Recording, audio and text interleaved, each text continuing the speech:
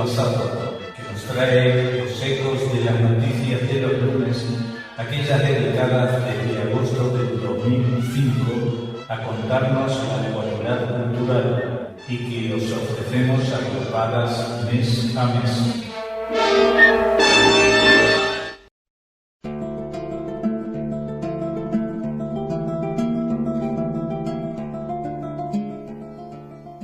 Señoras y señores, bienvenidos a las noticias de los lunes. Ya saben, las otras noticias, aquellas en las que no siempre nos detenemos y que queremos que tengan aquí su pequeño espacio. Noticias no siempre buenas, como con la primera con la que vamos a empezar, que es bastante descorazonadora y desalentadora y da mucha rabia, ¿para qué lo vamos a negar? Se trata de nazis en Israel.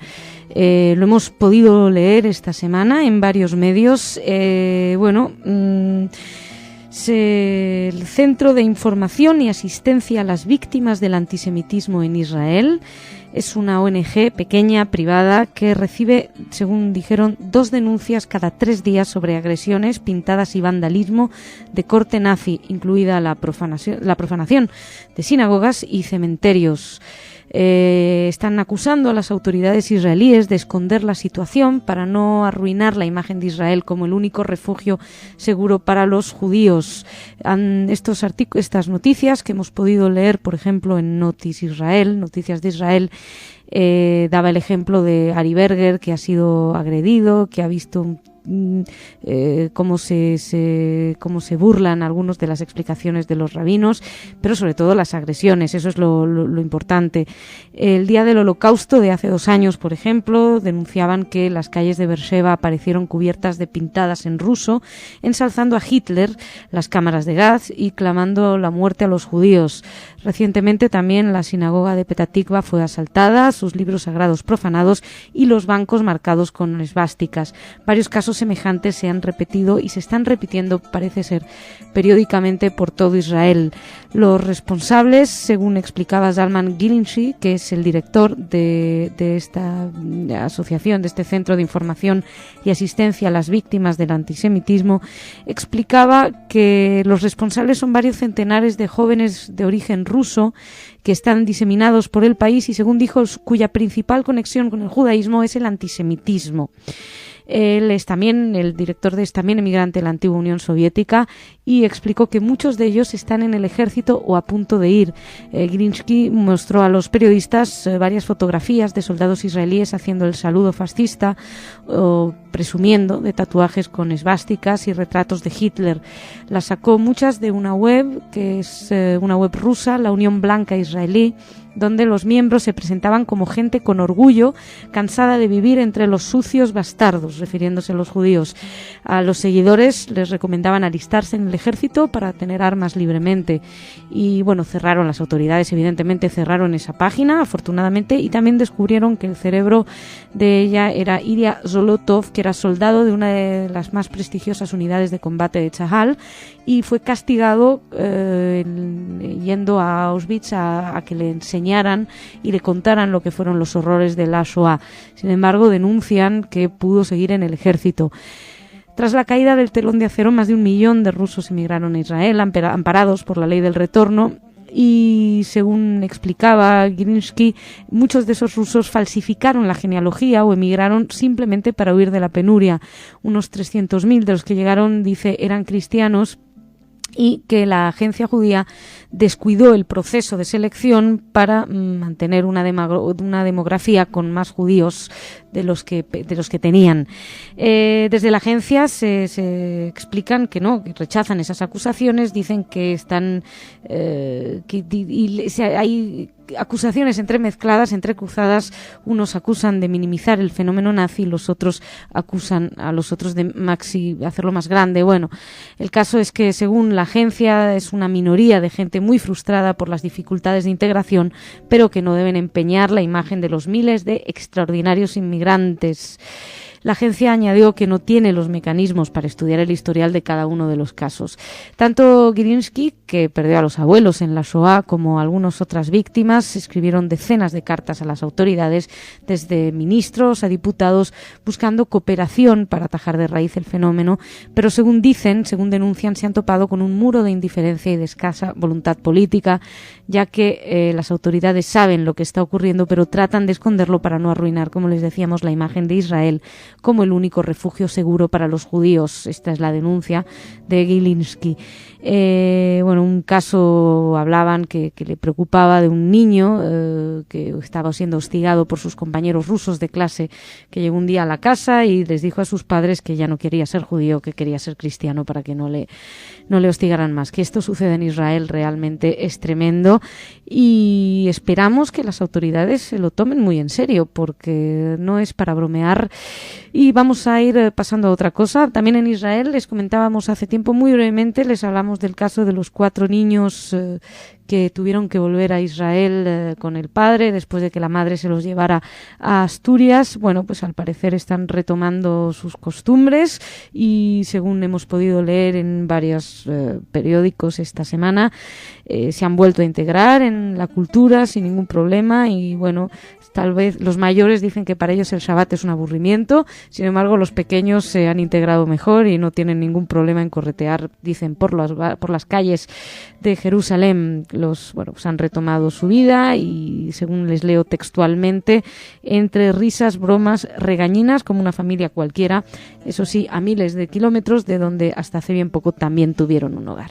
Y seguimos, vamos a hablar de cosas más amables, les vamos a hablar de Asterix y Obelix, estos 2 personajes galos del dibujante, de Goscinny y Derzo, que se mantenían siempre defendiendo del invasor. Bueno, pues el caso es que estos héroes por excelencia del mundo del cómic van a ser publicados en un volumen traducido al hebreo y al árabe. Lo toman como símbolo de las culturas que deben de entenderse. Es un libro que fue editado en el 87, es el de Asterix en India, que fue escrito por Albert Uderzo después de que muriera Goscinny, y en original se titulaba Asterix Sherazade, haciendo referencia al Sherezade de las 1001 noches. Bueno, el libro cuenta la historia de un fakir que llega a la aldea de los galos en una alfombra voladora y que viene pidiendo ayuda porque el Ganges está asolado por la sequía, y se lleva a Asterix y Obelix a que les ayude para intentar salvar el reino y a la princesa condenada a morir sacrificada a menos que llueva. Pues han sido traducidos al árabe por el traductor sirio Yamal Shehayeb, que normalmente pues trabaja sobre textos un poquito más densos de Marcel Proust o de Alphonse de Lamartine, y al israelí sí, al hebreo por Dorit Daliot Rubinovich, que generalmente trabaja también con obras un poco más densas, en este caso de Guy de Maupassant. Dice que como ejemplo el traductor israelí decía que en los libros los amigos del pequeño guerrero galo viven en paz y amistad con todos los pueblos mientras que no se molesten. El libro, ya les he contado la historia. El caso es que ahora pues es un poco un símbolo y llega en hebreo y en árabe, y anecdóticamente es que hay algunas cosas que han mantenido intactas, como la referencia a los jabalíes y a los cerdos que pueblan el libro, pese a las objeciones religiosas, porque hasta hace muy poco, en la religión judía no hay problema, decía el traductor, que dejaron a los cerdos aunque no sean kosher, pero el traductor sibrio explicó que en anteriores volúmenes de las aventuras traducidas al árabe se había usado animales salvajes y no cerdo, así evitaban ofender a los fundamentalistas. Sin embargo, ahora mantuvo el original, dice, porque hay que afrontar la realidad tal como es, y como tal, pues si eran cerdos y jabalíes, ahí están. Y seguimos, más temas de kasher o no kasher, un tema que preocupa muchísimo en estos momentos en Israel. ¿Es la marihuana kasher? Y si es kasher, ¿se puede fumar marihuana en estas fechas, en Pesaj? Bueno, pues es realmente un debate que está teniendo lugar ahora. Los rabinos no se ponen de acuerdo sobre la prohibición del consumo de cáñamo, por parte de los ashkenazíes porque podría ser, es un tipo de vegetal no apto para Pesaj.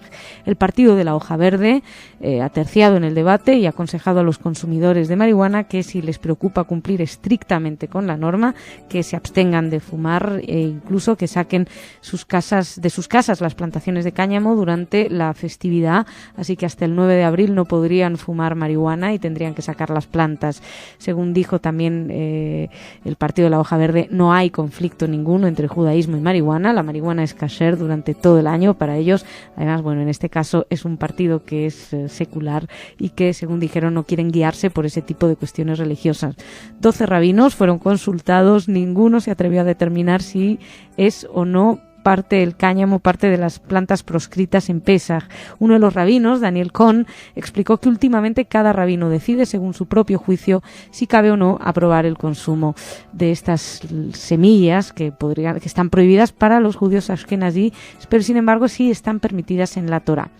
Así que, el Tribunal Religioso del Instituto de Shiloh decidió permitir a los judíos, sefardíes y ashkenazíes el consumo de los productos de la tierra durante las fiestas y, claramente dicen, puedes usar cáñamo en la comida, puedes mezclarlo con brownies, dicen, pero no puedes hacer pan con él, ya que en Pesaj están prohibidos los productos que fermentan. Así que si no hacen pan de cáñamo, no hay ningún problema.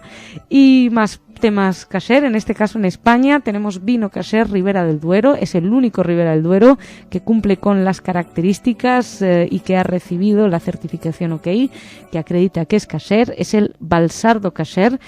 Y la añada Balsardo Kasher 2006, con una producción de 9.000 botellas, está prácticamente agotada.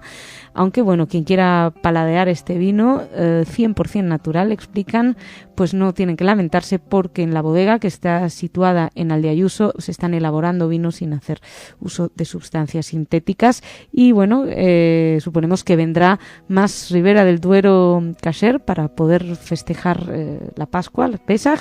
Señoras y señores, aquí lo dejamos. Nosotros nos reencontramos casi el viernes ya, porque con tantas fiestas, o el jueves. El caso es que Hak Pesach Sameach y hasta las próximas noticias.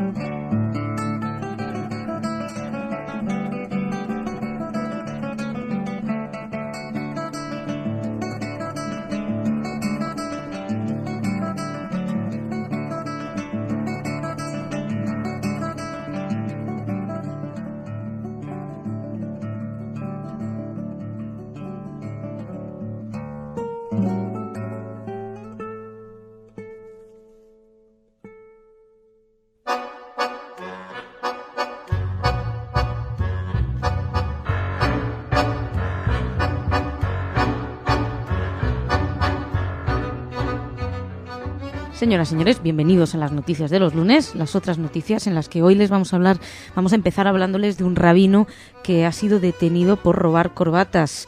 La cuestión es la siguiente: es un influyente rabino de Brasil llamado Henri Sobel, de la Congregación Judía de Sao Paulo, y tiene 63 años y fue detenido en Palm Beach, en los Estados Unidos, cuando salía de una tienda de Louis Vuitton por haber robado corbatas. Se llevaba unas cuantas. El caso es que este rabino ha dicho que va a pedir perdón, y lo curioso es que quiere pedir perdón ante el Papa Benedicto XVI, que va a visitar Sao Paulo del 9 al 14 de mayo. Él dijo que si se le presenta la oportunidad en una reunión con el Papa, pedirá perdón a Dios por el incidente de las corbatas. Ojo, no va a pedir perdón al Papa, y no pide perdón a Dios porque esté el Papa, evidentemente, ya que no es católico, pero según sus propias palabras, en la presencia del Papa, sentir su humildad y hacer con que un poco de esa humildad entre en su alma, pues esto le ayudará a pedir perdón. Según dijo, a lo mejor con una pequeña dosis de humildad, tiene las condiciones de transformar ese incidente en algo positivo. Como les digo, Sobel tiene 63 años y pidió la salida temporal de la dirección de la Congregación Judía de Sao Paulo, que ha dirigido por más de 30 años tras conocerse su detención.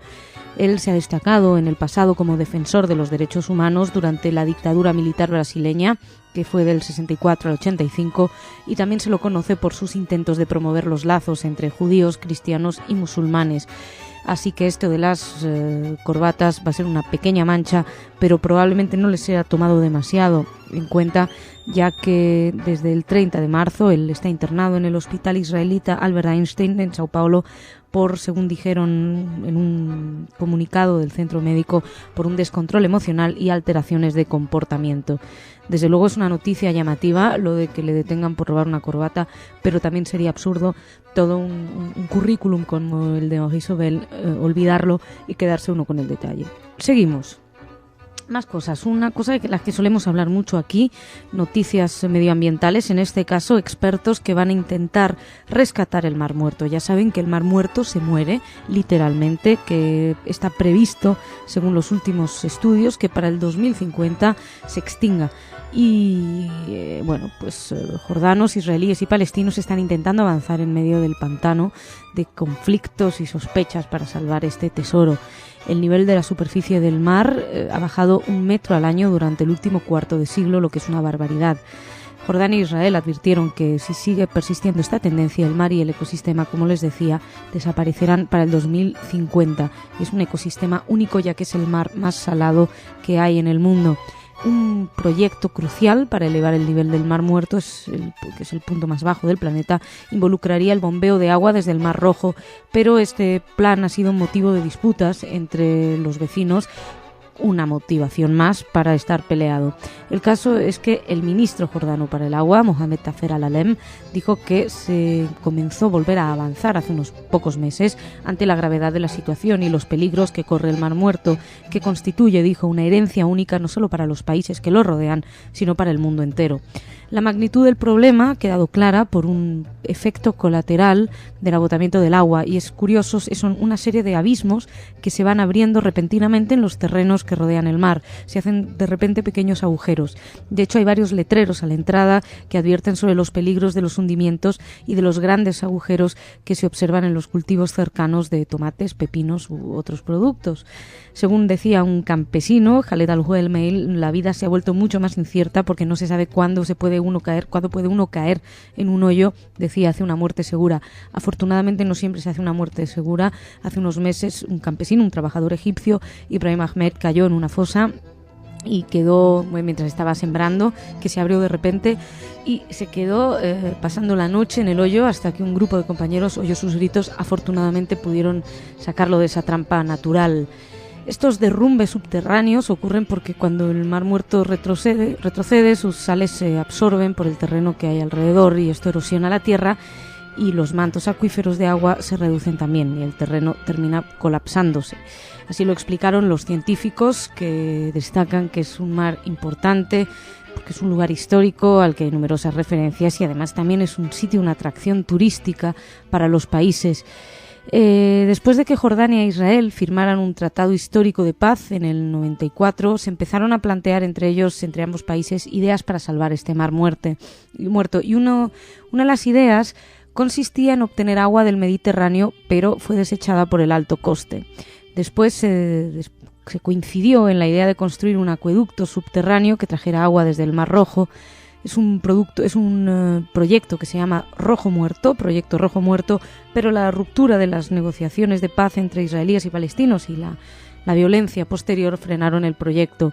Ahora, a finales del 2005, las partes en discusión decidieron realizar un estudio sobre la factibilidad del acuerdo, pero el análisis no comenzó. Israel se retiró de la mesa después de que Hamás ganara los comicios en 2006 y ante la insistencia de Jordania, se consiguió revivir el proyecto. Se ha alcanzado un acuerdo para incluir a delegados palestinos de Fatah, no de Hamás, en este proyecto. En diciembre de 2006 comenzó por fin el estudio de factibilidad, que se va a prolongar unos 2 años para completarse, y se supone que cuando terminen este estudio se comenzarán las obras en el acueducto, $1.000 millones que van a correr sobre la frontera, de un acueducto que correrá sobre la frontera entre Jordania e Israel una vez que se obtengan los fondos. Por cierto, que aproximadamente el 60% de los $15,5 millones que va a costar la investigación fue aportada por Estados Unidos y por otros donantes occidentales, y las 3 partes del programa buscan financiación pues para el resto. Al-Halem, el ministro jordano, dijo que la reducción del Mar Muerto es más catastrófica que la del Mar Aral en el centro de Asia. El Aral fue el 4º mar interior más grande del mundo y se está entre Uzbekistán y Kazajstán, y se ha reducido a una 1/4 parte de la superficie en menos de medio siglo. Esto como resultado de una decisión tomada en la época soviética para desviar los ríos que desembocaban ahí y para promover además actividades agrícolas en la zona árida del centro de Asia. El Mar Muerto, dijo Alem, es un desastre peor que el del Aral porque se reduce más rápido y el desastre que causaría es mayor para el ecosistema que lo rodea. La economía se basa en sus minerales y el lugar como patrimonio cultural y religioso. En fin, hay que luchar, están todavía a tiempo y parece ser que se están reviviendo los acuerdos para frenar el deterioro y la muerte del Mar Muerto. Más noticias trascendentes. Como verán, la novia de Leonardo DiCaprio se va a meter a actriz.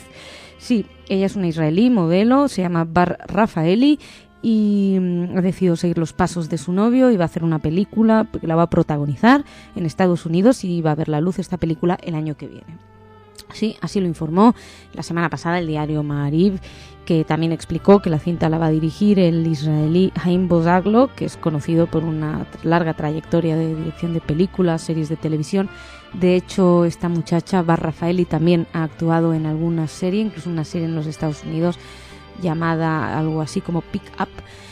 Y bueno, parece ser le hicieron una prueba y según el director resultó una actriz excelente y habla un perfecto inglés y están entusiasmados todos con ella, incluso el actor cubano protagonista, estadounidense de origen cubano, Steven Bauer, que es el actor que compartirá protagonismo con la joven modelo.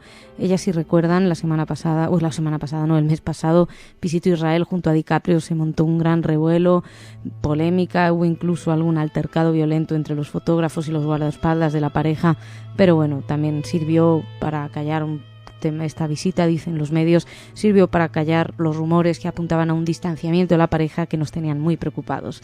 Y otra cosita, simplemente comentarles que la Miss Israel 2007, Lilian Kohaner, que fue elegida durante el mes de marzo como representante de Israel, pues puede que no pueda ir a Miss Universo porque tiene que hacer el servicio militar y no se sabe si irá, tendrán que pedir un permiso para ir. También cosas importantes. Y terminamos, antes de despedirnos, quiero comentarles un reportaje que parece interesante, que se titula Visados para la Libertad, que va a ofrecer el canal internacional de televisión española el próximo martes, y se centra este documental en la labor humanitaria que realizaron representantes de las delegaciones españolas de los países de la Europa ocupada, como Ángel Sanz Briz en Budapest, Bernardo Roland en París, Sebastián de Romero Radigales en Atenas, largo, no suficientemente largo, etcétera, por una serie de nombres. Es un reportaje producido por la empresa audiovisual vasca C5 y ha sido dirigida por Arantxa Gorostola. Repasa durante 54 minutos las medidas que tomaron los diplomáticos entre el 38 y el 45 para evitar el exterminio de los judíos.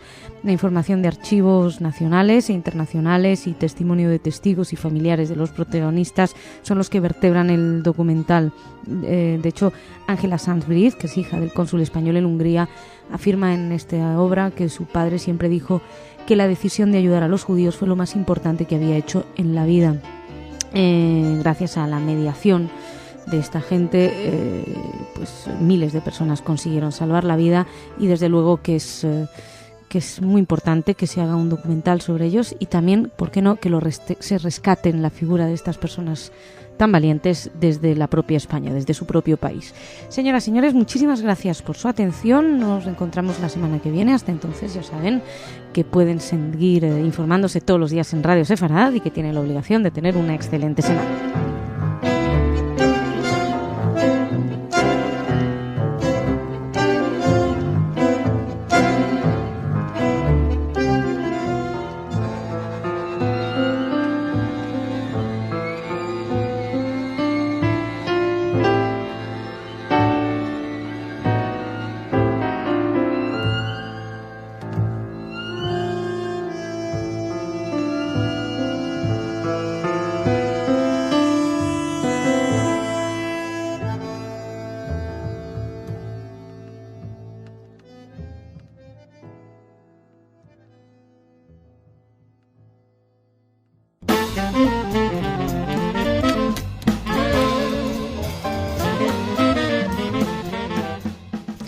Señoras, señores, bienvenidos a las noticias de los lunes. Ya saben, esas otras noticias marginales que se nos escapan, en las que no tenemos tiempo de detenernos durante la semana y que les reservamos este día, el lunes, para empezar la semana.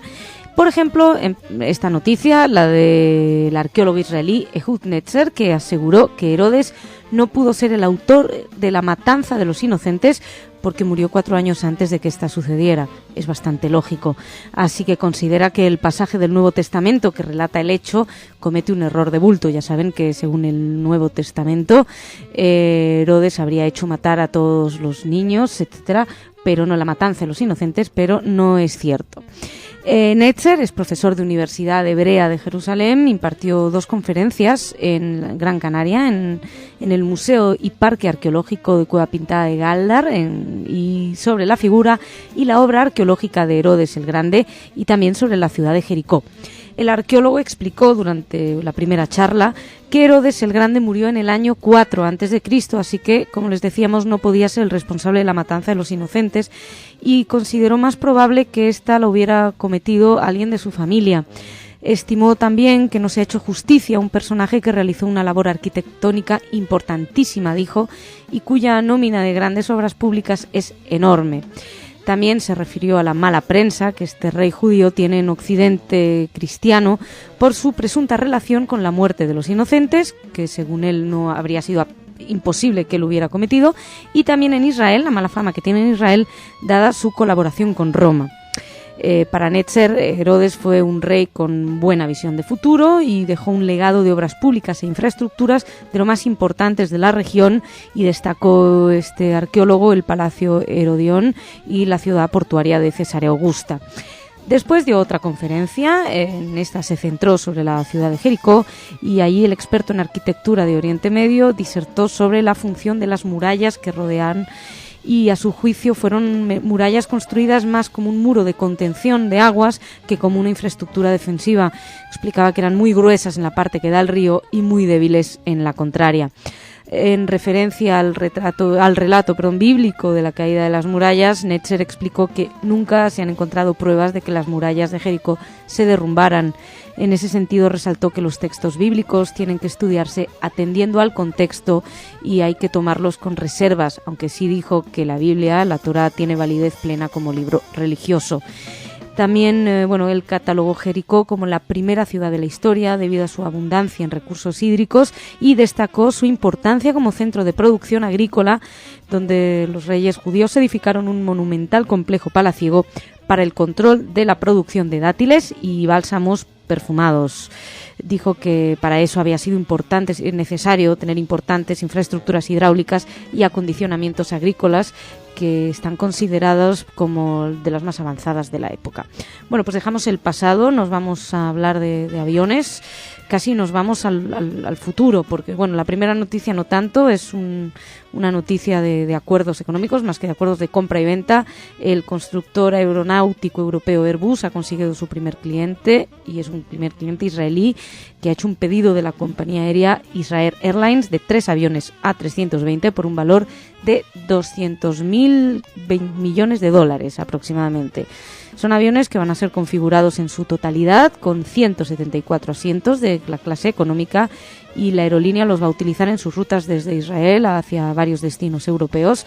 Los motores, explicaban, aún tenían que ser elegidos por la compañía aérea. Estaban todos muy contentos. De hecho, el presidente de Israel Airlines, Zohar Endelman, decía que están orgullosos de ofrecer a los pasajeros una experiencia de vuelo personal y más agradable, y que estaban haciendo lo mejor para ofrecer el nivel más alto posible de calidad, y por eso explicaban la compra de los A320.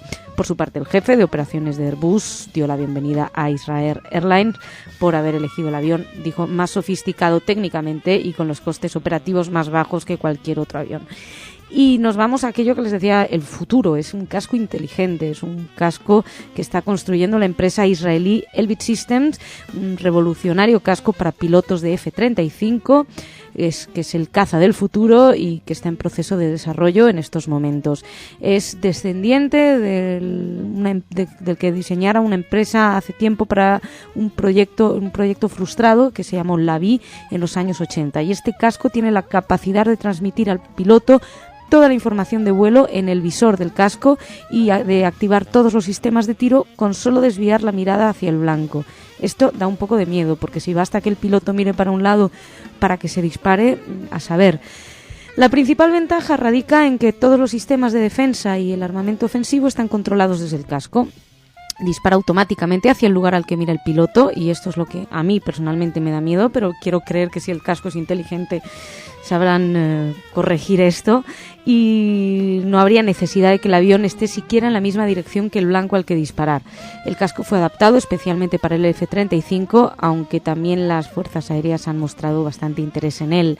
La semana pasada, o sea, hace 2 semanas más bien, un prototipo del nuevo avión realizó el primer vuelo con el casco israelí en el marco de las pruebas que comenzaron en enero pasado. El primer vuelo de un prototipo del F-35 fue en 2000 y el primer aparato de serie que comenzó a volar lo hizo en diciembre pasado.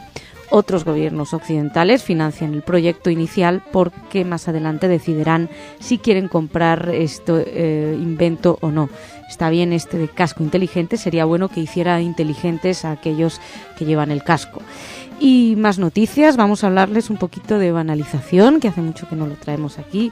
En primer lugar, una noticia, un futbolín bastante curioso. Aquí los que conocen el futbolín en Madrid está lleno de futbolines que están, pues se ve del Real Madrid y del Atlético de Madrid que pelean, es un derbi muy importante. Bueno, pues aquí internacionalmente han creado un futbolín llamado Good versus Evil, o sea, el bien en contra del mal, y enfrenta a personajes históricos caracterizados por su bondad o por su maldad. O sea, que en vez de Real Madrid y Atlético de Madrid son 2 equipos que están los malos, donde están Vlad el Empalador, Lucifer, Calígula, Jack el Destripador, Lady Macbeth, o dice la nota que leo, el mismísimo Hitler. Y frente a ellos, pues está en la otra alineación, están Santa Claus, Jekyll, de Jekyll House, Flash Gordon, la Madre Teresa, Mary Poppins, Gandhi o Maradona. La verdad es que este futbolín es bastante curioso, esto de mezclar a Hitler con Lady Macbeth o Maradona o Mary Poppins. Bueno, ¿qué vamos a decir? Afortunadamente es una edición limitada, solamente va a haber 20 unidades y dicen que roza el calificativo de obra de arte transgresora, sí, transgresora bastante. Ha sido diseñada por 1140 Company, el precio es de $28,000, así que no creemos que lo vayamos a ver en los bares, entre la gente, no pensamos que la gente vaya a ir a jugar en los bares el equipo de Hitler contra el equipo de Maradona, a saber quién querría tener el equipo de Hitler.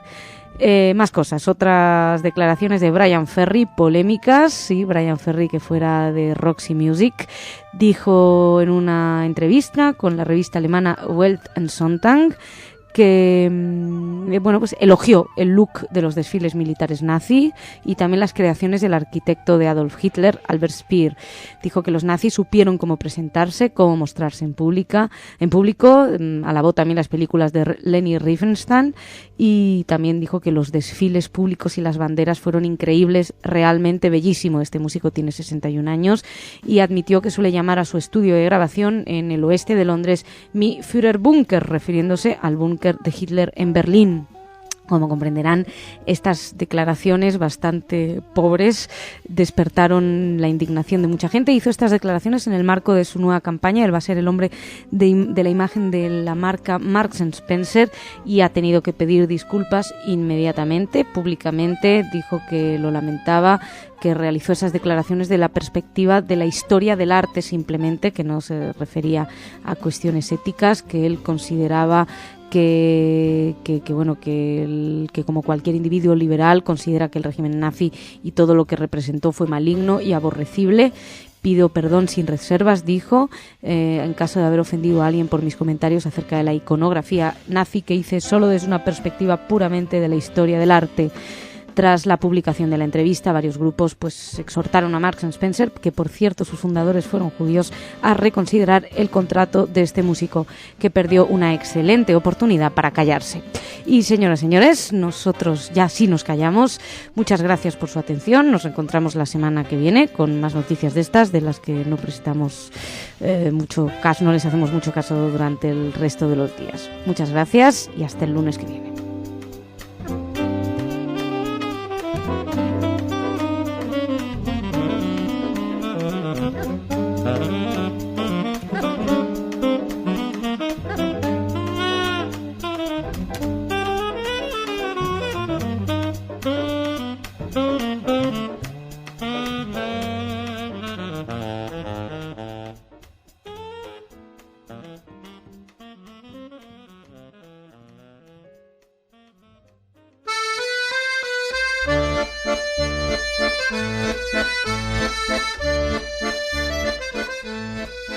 Señoras, señores, bienvenidos a las noticias de los lunes. Ya saben, esas otras noticias, las alternativas de Radio Sefarad, en donde nos detenemos en algunas informaciones que no tienen cabida el resto de la semana, lamentablemente a veces.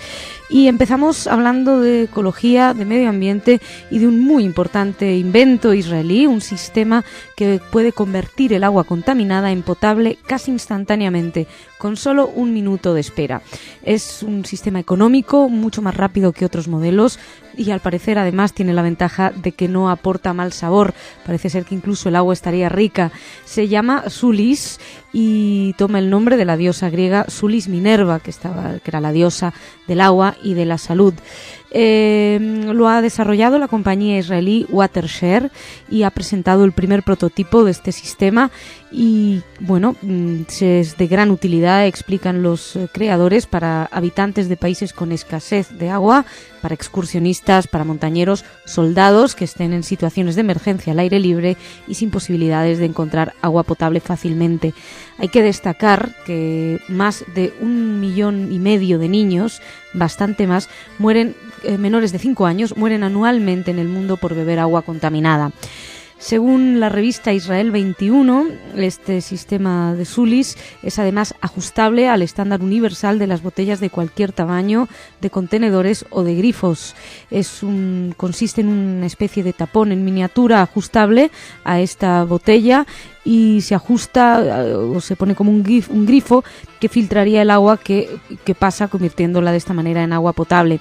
El sistema va a resultar útil no solamente en aquellos países en los que el agua potable escasea y que la población carece de medios, sino que también puede ser importante para cuestiones de casos de desastres naturales, que ya saben que lo primero que suele faltar es el agua potable. Pesa 10 gramos, mide 7 centímetros y libera el agua de contaminantes de procedencia orgánica, biológica o química. Funciona con rapidez, explican, y no necesita fuente de energía adicional para el funcionamiento. En 1 minuto purifica el agua. Según los creadores, Ron Shani, que es vicepresidente de Watershare, Sulis propone además una solución de aplicación universal de muy bajo precio y dan un ejemplo, puede costar lo mismo que cuesta un desayuno en la cadena de cafeterías Starbucks, es lo que dijeron. No sé cuánto cuesta un desayuno de cafetería Starbucks, pero evidentemente no parece que sea un precio demasiado caro, sobre todo porque por este precio se podría purificar 1.000 litros de agua antes de que se tenga que reemplazar este Sulis. Se sabe, dicen, que en una situación de emergencia en la que es muy necesaria el agua, el tiempo es crucial. Y en la actualidad ya existen varios sistemas que purifican el agua, pero son bastante más complejos, caros y lentos. La intención de los creadores ha sido precisamente desarrollar un producto rápido y que sea comercializable a gran escala, de bajo precio, portátil y, como les decíamos, de larga duración. Existe ya una primera versión del prototipo y los ingenieros esperan lanzar la versión comercial en junio de este mismo año. Además, están buscando inversores para poder abrir una planta de producción del sistema en Sderot, y es capaz de dar, como le decíamos al principio de la noticia, además un rico sabor al agua, que es contrariamente a otros sistemas que al parecer estropean el sabor. La versión ya ha sido testada con varios grupos, desde soldados del ejército israelí hasta montañeros, excursionistas, y según los inventores los resultados han sido óptimos. Ya había inventado Watershare antes un sistema también que se llamaba Sokol, este sistema que permite eliminar contaminantes, depurar el agua en momentos de crisis o emergencias, pero esto lo hacía en grandes cantidades. Sin embargo, Sulis parecería que es más desde un punto de vista individual. Otra noticia, no es de medio ambiente precisamente, pero bueno, se ha llegado, parece ser, un acuerdo entre España e Israel, y el primer avión espía de las Fuerzas Armadas españolas va a ser de origen israelí. Lo pudimos leer en la agencia judía de noticias esta semana y es, al parecer, según varias fuentes, el avión es el Searcher Mk2, lo llamarán acá buscador, y de Israel Aircraft Industries, y es el modelo mejor clasificado en este concurso que fue convocado por el Ejército de Tierra para dotar con 4 aeronaves no tripuladas al contingente español desplegado en Afganistán. Así que tendrán avión espía israelí. Más cosas. Baja la migración de judíos a Israel. El país, según recogía la agencia DPA, haciéndose eco de varias noticias, el país ha perdido el atractivo para varios inmigrantes potenciales y a la vez varios judíos, rusos especialmente, y del este de Europa, han comenzado a regresar a sus países de origen, ya que a partir de ahora estos países están floreciendo económicamente y pueden volver. La estadística de inmigración de 2006 ya reflejaba la caída más importante en 18 años y para este año se espera un balance negativo por primera vez desde hace 20 años. El diario israelí Yediot Aharonot informaba esta semana que para este año se espera la llegada de solo 14.400 nuevos ciudadanos y que es un balance negativo en materia de inmigración que solo se registró anteriormente tras la guerra del Kipur en el 73 y con la crisis económica, con la inflación de los años 80, del 83 y el 84. Además, decían que un cuarto de la población piensa o pensaría en emigrar, unos 20.000 israelíes se marcharían. Y seguramente la siguiente noticia que les vamos a dar es para intentar evitar, no solamente para que no se marchen, sino para embellecer las ciudades, que venga más gente. Quieren inaugurar un paseo de la fama en Tel Aviv.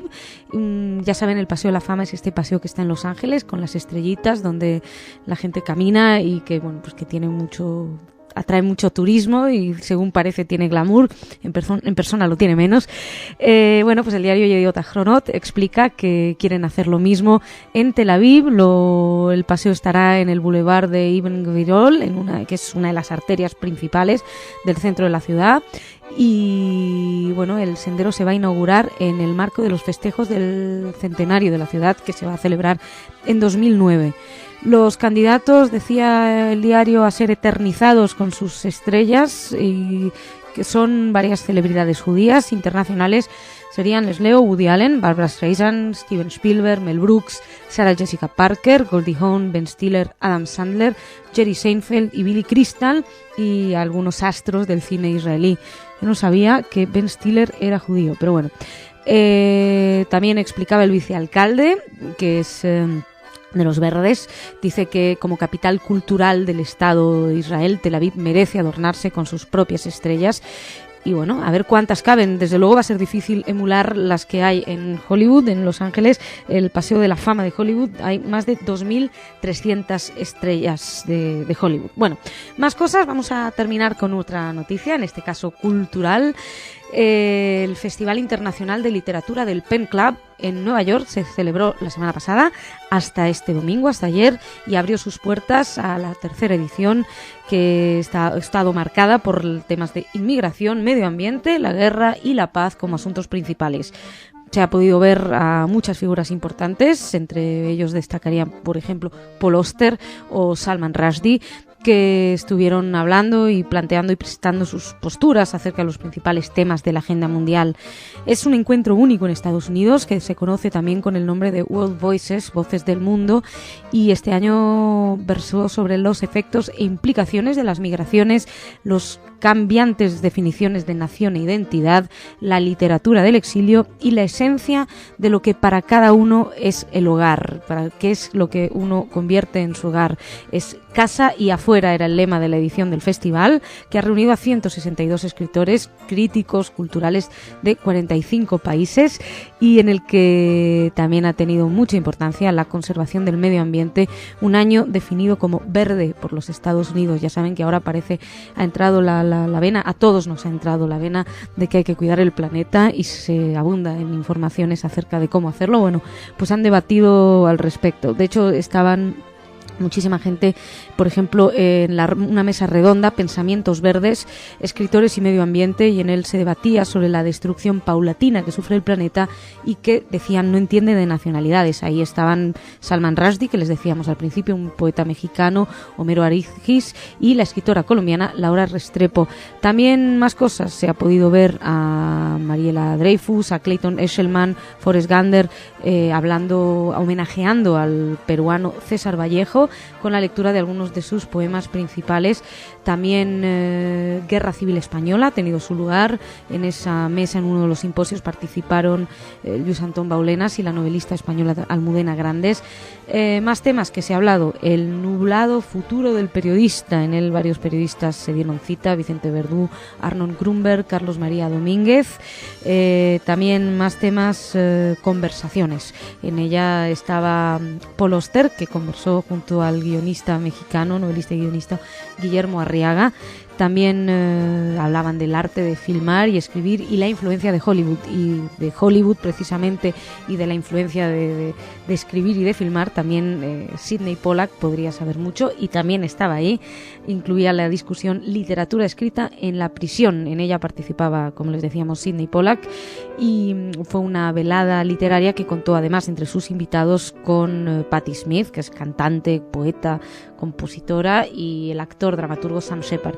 El festival culminó con la conferencia La libertad para escribir de Arthur Miller, que corrió a cargo del autor israelí David Grossman, que ya saben que lo hemos traído en muchísimas ocasiones y esperamos volver a traerla en otras. Señoras, señores, muchísimas gracias por su atención, que tengan una buena semana. Nos reencontramos el lunes que viene.